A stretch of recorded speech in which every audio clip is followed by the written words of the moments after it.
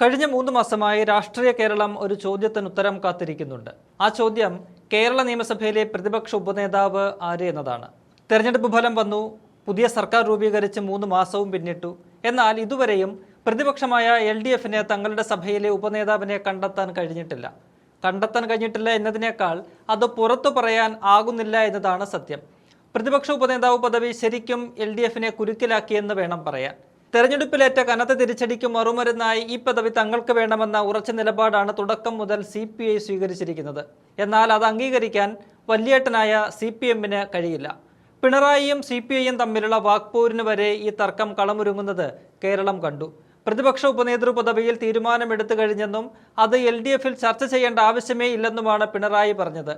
ഇതെന്ത് എന്ന നിലയിൽ പരസ്പരം നോക്കി നിൽക്കാൻ മാത്രമേ CPI നേതാക്കൾക്ക് കഴിയുന്നുള്ളൂ. CPI തർക്കത്തെ തുടർന്ന് തെരഞ്ഞെടുപ്പിന് ശേഷം മുന്നണി യോഗം പോലും വിളിച്ചത് കഴിഞ്ഞയാഴ്ചയാണ്. എന്നാൽ അതിൽ ഈ വിഷയം ചർച്ചയായില്ല. പിണറായി പറഞ്ഞെടുത്ത് തന്നെ കാര്യങ്ങൾ നിൽക്കുന്നതാണ് കണ്ടത്.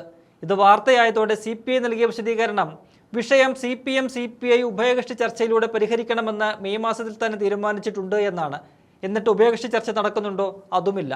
ഇന്നിപ്പോൾ വാർത്താ സമ്മേളനത്തിൽ ഇതുമായി ബന്ധപ്പെട്ട ചോദ്യത്തിന് പ്രതിപക്ഷ നേതാവായ പിണറായി നൽകിയ മറുപടി വളരെ രസകരമാണ്.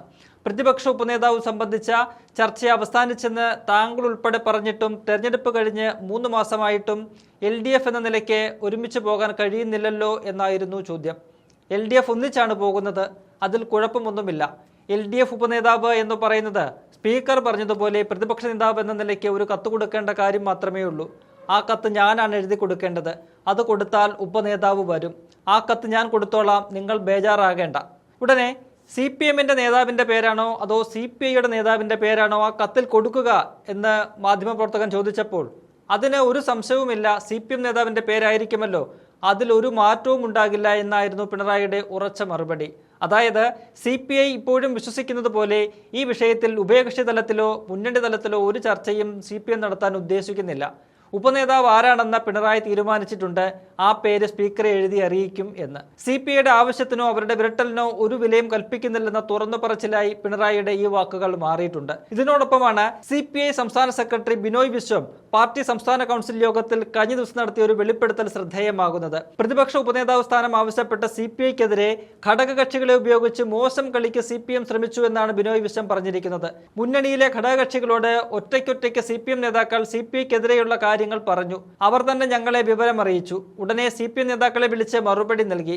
നിങ്ങൾക്കുള്ളതിനേക്കാൾ വ്യക്തിബന്ധം ഞങ്ങൾക്കുണ്ട്.